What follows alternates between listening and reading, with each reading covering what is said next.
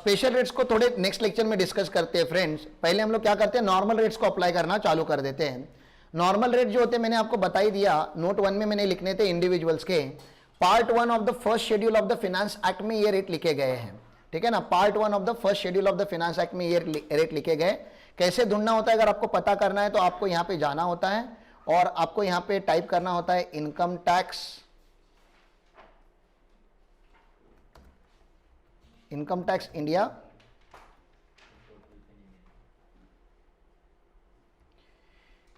incometaxindia.gov.in, this is the website. और यहां पे अगर आप जाते हो तो आपको यहां पे ये जो होती है कि ये जो वेबसाइट है हमारी, यहां पे आप देख सकते हो, यहां पे टैक्स लॉज एंड रूल्स लिखे हुए हैं। आप यहां पे एक्ट्स के ऊपर क्लिक करोगे, आप यहां पे एक्ट्स के ऊपर क्लिक करोगे तो आपको यहां पे टैक्स के अलग अलग लॉ जो है, बहुत सारे लॉ होते हैं, वो यहां पे आपको फाइनेंस मिनिस्ट्री के जो भी लॉ है वो सारे लॉ यहां पे मिलेंगे। बहुत सारे लॉ यहां पे होते हैं, लेकिन उसमें का जो सबसे पहला लॉ है वो मैं पहला लॉ आपको यहां पे क्लिक करके दिखा रहा हूं। बेयर एक्ट इसको बोला जाता है दोस्तों, ठीक है ना। तो ये पहला लॉ यहां पे क्लिक हो गया। यहां पे सारे सेक्शंस लिखे गए, देखो सेक्शन 1, सेक्शन 2, सेक्शन 3, सेक्शन 4, ये इनकम टैक्स के सेक्शन है। As amended by Finance Act 2022, as amended by Finance Act 2022। तो अगर मुझे यहां से अगर पता करना है कि सर मेरे को टैक्स का लॉ कैसे पता चलेगा, ठीक है ना, मेरे को टैक्स के रेट कहां से पता चलेंगे, तो मुझे फिर से बैक आना है, क्योंकि इनकम टैक्स एक्ट में टैक्स के रेट नहीं है, फाइनेंस एक्ट में टैक्स के रेट होते हैं। और फाइनेंस एक्ट देखो इनकम टैक्स एक्ट के थोड़े नीचे ब्लैक मनी एक्ट जाएगा, प्रोहिबिशन ऑफ बेनामी प्रॉपर्टी जाएगा, वेल्थ टैक्स जाएगा, गिफ्ट टैक्स जाएगा, और उसके बाद आएगा फाइनेंस एक्ट। और फाइनेंस एक्ट के ऊपर अगर आप क्लिक करते हो तो फिर आपको यहां पे पता चलता है कि कौन सा फाइनेंस एक्ट आप ओपन करोगे। तो हम जो फाइनेंस एक्ट ओपन करने वाले, जो 2023 में एग्जाम्स होने वाली है, उनके लिए फाइनेंस एक्ट 2022 एप्लीकेबल होता है। तो मैंने जो बोला कि यहां पे इनकम टैक्स के रेट लिखे जाते हैं शेड्यूल्स में। कहां पे लिखे जाते हैं, शेड्यूल्स में। तो यहां पे आपको शेड्यूल्स ढूंढना पड़ेगा सबसे पहले। तो यहां पे आप चैप्टर वाइज क्लिक करोगे तो ये पूरा चैप्टर वाइज आएगा। तो फाइनेंस एक्ट में भी चैप्टर देखो कैसे होते हैं, प्रिलिमिनरी होते हैं, रेट ऑफ टैक्स होते हैं, direct tax, indirect tax, health cess, miscellaneous, और बाद में शेड्यूल्स आता है। मैंने शेड्यूल ओपन किया तो फर्स्ट शेड्यूल जो है इनकम टैक्स का, जो फर्स्ट शेड्यूल है वहां पे, फाइनेंस एक्ट का जो फर्स्ट शेड्यूल है वहां पे ये टैक्स के रेट होते हैं, ठीक है। तो ये आपके करंट फाइनेंस एक्ट के टैक्स के रेट्स हैं जो यहाँ पे इन्होंने लिखे हुए हैं। ये बहुत ही अच्छा लीगल वर्डिंग में लिखते हैं। अप टू 2.5 लाख इनकम जिसका एक्सेड नहीं करता उसको नील रेट ऑफ टैक्स है। 2.5 लाख टू 5 लाख अगर किसी का इनकम है तो उसको 5% है। 5 लाख टू 10 लाख होगा किसी का इनकम तो पहले 5 लाख तक उसका 12,500 आया था, प्लस जो एक्सेस इनकम है उसका उसको 20% भरना पड़ेगा। और 10 लाख के ऊपर अगर रहेगा तो 1,12,500 तक तो टैक्स निकल ही गया है, उसके ऊपर के इनकम के ऊपर 30% का टैक्स लगेगा, ठीक है ना। तो यहाँ पे सरचार्ज के रेट है, ये सारे रेट जो है नॉर्मल रेट्स वगैरह, टीडीएस के रेट, ये सारे रेट यहाँ पे लिखे गए। आपको इंपॉर्टेंट क्या है, ये जो रेट्स है वो फाइनेंस एक्ट के फर्स्ट शेड्यूल में दिए गए हैं, ये मुझे आपको बताना था। ये ऑनलाइन ऐसे देखा जाता है। चलो ठीक है,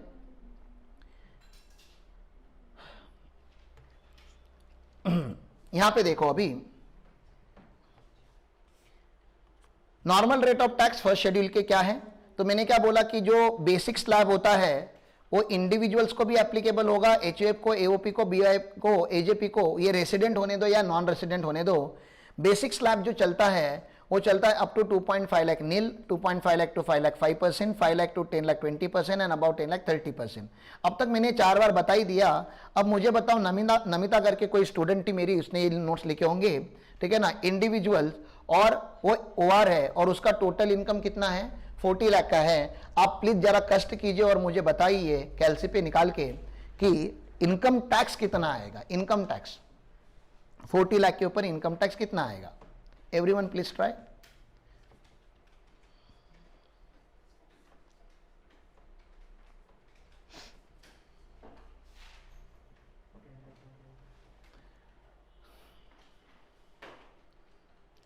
कैसे निकालेंगे, देखो पहला वाला इलस्ट्रेशन है तो अप टू 2.5 लाख तक तो नहीं लाएगा। 2.5 लाख टू 5 लाख तक 5% लगाना है तो वो 12,500 आता है, ये तो स्टैंडर्ड नंबर हो गया। 5 लाख टू 10 लाख तक, 5 लाख टू, ये टाइपिंग एरर देख, 5 लाख टू 10 लाख तक, 5 लाख टू 10 लाख तक कितना होता है, ये 20% होता है, ठीक है ना। तो ये कितना आएगा, 1 लाख आएगा।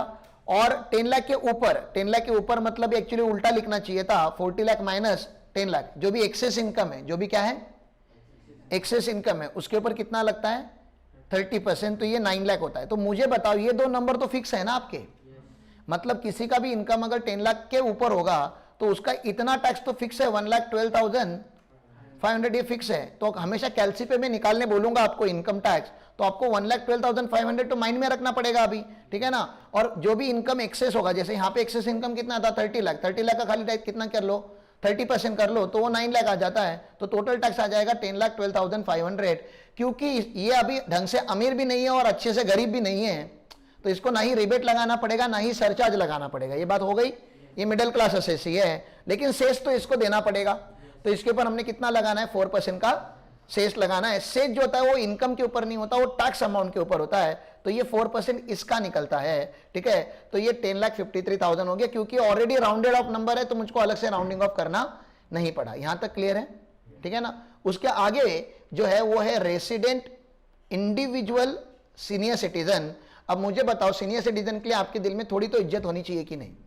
पहले तो सीनियर सिटीजन बोले तो कौन 60+, ठीक है ना, जिसका एज कितना अटेंड हो चुका है 60+, at any time during the previous year. At any time during the previous year का मतलब क्या होता है, मतलब वो अप्रैल में सीनियर सिटीजन बना तभी भी उसको सीनियर सिटीजन ही बोलेंगे, वो जून में बना तभी भी सीनियर सिटीजन ही बोलेंगे, दिसंबर में बना तभी भी सीनियर सिटीजन बोलेंगे, 31 मार्च पे अगर वो सीनियर सिटीजन बना तभी भी उसको सीनियर सिटीजन ही बोलेंगे। और कल मैंने आपको एक सर्कुलर पढ़ाया कि भले वो 1 अप्रैल ऑफ द नेक्स्ट ईयर भी वो सीनियर सिटीजन बना तभी भी हम उसको मानेंगे कि वो इसी साल में सीनियर सिटीजन बनाता, वो सर्कुलर आया हुआ था। ये बात क्लियर है।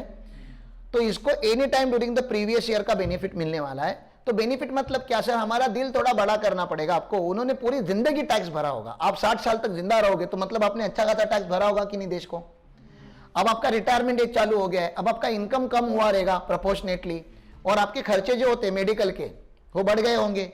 तो गवर्नमेंट बोलता है थोड़ी मुक्ति दे दो इनको। तो जो नॉर्मल लोगों के लिए 2.5 लाख तक नील होता है, वो इनका 3 लाख तक नील होता है। और 3 लाख टू 5 लाख इनका 5% होता है, 5 लाख टू 10 लाख 20% होता है, अबाउ 10 लाख 30% होता है। मतलब आप समझो कि ये जो दो है ये तो पहले जैसे ही है, मतलब 5 लाख के बाद गवर्नमेंट डिस्क्रिमिनेशन नहीं कर रहा है, 5 लाख के नीचे ही जो भी हो रहा है वो चेंज हो रहा है, ठीक है ना। तो अभी कोई तो एक ग्रैंड मदर है, पकड़ लो आपकी ग्रैंड मदर है, बहुत अच्छी क्यूट सी ग्रैंड मदर है, क्योंकि अच्छा खासा पैसा कमाती है, पैसा कमाती है तो क्यूट है, फोकट में घर में पड़ी रहेगी तो चुड़ैल है, ठीक है ना। तो 75 ईयर की है और ग्रैंड मदर का इनकम कितना चालू है 50 lakh. You don't want to mess with this kind of grand mother, ठीक है ना। हाँ, तो ये अच्छी ग्रैंड मदर है। तो बोलो, ग्रैंड मदर बोल रही है बेटा बेटा इनकम टैक्स पड़ रहा है ना आजकल। आप बोल रहे हो हाँ हाँ ग्रैंड माँ बोल रही निकाल अभी टैक्स निकाल के बता मेरा। आप बताओ 50 लाख के ऊपर टैक्स कितना आएगा, इनकम टैक्स कितना आएगा। It should not take more than couple of seconds. कैसे निकालेंगे, 50 लाख है ना, 50 लाख है ना, माइनस 10 लाख करना पड़ेगा, मतलब बचा कितना 40 लाख। 40 लाख का कितना निकालेंगे 30%, तो उसके ऊपर तो 12 लाख रुपया आने वाला है। अब इसमें गलती बच्चे क्या करते हैं, 1,12,500 जोड़ते हैं। नालायक 1,12,500 कैसे जोड़ पाएगा, इसका अप टू 3 लाख नील है ना, अप टू 3 लाख नील है, अप टू 3 लाख नील है, तो ये तो नील ही रहने वाला है, ठीक है ना। 3 लाख टू 5 लाख कितना होता है 5%, तो ये अभी पहले जो 12,500 आता था वो कितना आ गया अभी 10,000 आ गया। और 5 लाख टू 10 लाख के बीच में जो आएगा आपका इनकम, उसका तो 20% ही है, उसका तो 1 लाख ही आना था। मतलब आप देख सकते हो कि इफेक्टिवली हमने सीनियर सिटीजन को खाली टैक्स का कंसेशन जो दिया है वो 2,500 का दिया है, बस उतनी इज्जत हम उनकी करते हैं करते हैं, लेकिन इतनी तो करते हैं कम से कम, ठीक है ना। इफेक्टिवली खाली 2,500 हम उनसे कम टैक्स लेते हैं बाकी सिटीजन से। चलो ठीक है, अच्छे लोग हैं तो उतना तो करना चाहिए। अच्छा, ग्रैंड माँ को अभी सेस लगेगा क्या, सेस सरचार्ज लगेगा क्या, नहीं, क्योंकि 50 लाख क्रॉस नहीं हुआ है, एग्जैक्ट 50 रखा है मैंने, 50 क्रॉस नहीं किया है। रिबेट मांगेगी क्या ग्रैंड माँ, अमीर ग्रैंड माँ रिबेट कैसे मांगेगी, ठीक है ना। तो हम उसको क्या करेंगे, ना ही रिबेट देंगे ना ही सरचार्ज लगाएंगे, लेकिन 4% का सेस जरूर लगा देंगे, तो ये उसका इतना इनकम टैक्स पेएबल आ जाएगा, which is rounded off number. कर लोगी, इतना आता है, इतना अच्छे से आ जाएगा आपको पक्का एवरीवन, ठीक है ना। ऑलराइट, लास्ट पॉइंट कि यह हाईएस्ट एग्जम्पशन लिमिट करके भी एक होता है, और ये सुपर सीनियर सिटीजन्स को दिया जाता है। सर आज की तारीख में सुपर सीनियर सिटीजन बोले तो कौन, 80+। पहले तो आप, मुझे नहीं पता आप लोग 80+ जाने वाले हो कि नहीं जाने वाले हो, डाउटफुल है। मोस्टली मुझे लगता है अपनी लाइफस्टाइल के हिसाब से हम लोग 60 भी क्रॉस नहीं करने वाले, लेकिन गलती से 60 क्रॉस किया तो 80 क्रॉस होना तो बहुत बड़ी बात हो जाती है। लेकिन अगर आप 80 साल तक अगर जिंदा रहोगे, और इंपॉर्टेंट बात क्या है पता है, आप अभी भी सेल्फ डिपेंडेंट हो, मतलब आप 80 प्लस हो लेकिन आप अभी भी पैसे कमा रहे हो, जबकि आप भिखारी बन के घर में रह सकते हो। कुछ भिख आप गवर्नमेंट के पास मांग सकते थे, कुछ भिख आप अपने घर वालों के पास मांग सकते थे, लेकिन गवर्नमेंट बोलता है नहीं यार, ये सुपर सीनियर सिटीजन 80 प्लस हो गया, फिर भी इसके हाथ में इनकम है। मैं नहीं बता रहा कि आप अभी बिजनेस कर रहे हो या जॉब कर रहे हो, लेकिन आपने पिछले 80 साल में इतना प्रॉपर्टी बना के रखा होगा, इतना वेल्थ बना के रखा होगा, that wealth generates another wealth ना। आपके बैंक में एफडीज इतनी होंगी कि इंटरेस्ट ही खा के आपका खत्म नहीं हो रहा है, ठीक है। और अगर आप ऐसे इंडिविजुअल हो तो आपकी इज्जत करनी चाहिए कि नहीं, गवर्नमेंट को आपकी इज्जत करनी चाहिए कि नहीं। गवर्नमेंट इज्जत करता है, बोलता है आप एक काम करो, आप 5 लाख तक टैक्स ही मत भरो, नील। लेकिन अगर आप 5 लाख के ऊपर कमाते हो तो फिर सर आपको इनडिस्क्रिमिनेट रेट लगना चाहिए, वो 20%, और 10 लाख के ऊपर अगर आप कमाते हो तो 30%। तो 5 लाख के बाद गवर्नमेंट न्यूट्रल हो जाता है किसी भी इंडिविजुअल्स के लिए। 5 lakh to 10 lakh everybody pays 20%, 10 lakh above everybody pays 30%। जो ये मारामारी चालू है, ये मारामारी पहले 5 लाख में ही चालू है। मैंने क्या बोला समझा आप लोगों को, ठीक है। तो अभी कोई एक ग्रैंडफादर है जिसका एज है 82 ईयर्स का, और इंडिविजुअल है, केस 1 हम उसकी बात करेंगे डोमेस्टिक बुड्ढा, और केस 2 की बात करेंगे फॉरेन का बुड्ढा, ठीक है ना। तो डोमेस्टिक बुड्ढा बोले तो अपना बुड्ढा बोले तो उसको ये बेनिफिट मिलना चाहिए, और ये बेनिफिट अगर उसको मिलना है तो 39,20,000 के ऊपर आपको टैक्स निकालना है। कैसे निकालेंगे, निकाल लो आप, निकाल के बताओ मुझको अमाउंट। गलत निकालोगे तो जूता फेंक के मारूंगा, जो इधर है नहीं। ओआर का क्या आएगा, up to 5 lakh nil, 5 lakh to 10 lakh कितना आ रहा है 1 लाख, और ये 39,20,000 में से 10 लाख निकाल दो तो 29,20,000 बच जाते हैं। उसका 30% ले तो 876 आता है, वो आ गया 976। अब ये बुड्ढा ना गरीब बुड्ढा है ना ये अमीर बुड्ढा है, ये मिडिल क्लास बुड्ढा है, ठीक है ना। तो इसके ऊपर ना सरचार्ज लगेगा ना रिबेट मिलेगा इसको।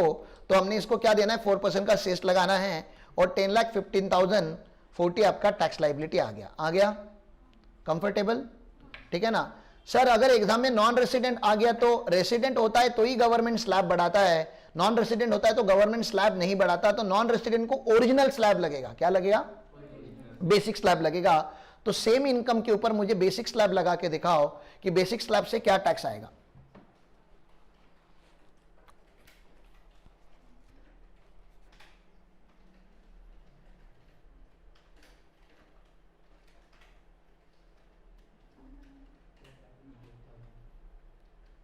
कितना आ रहा है,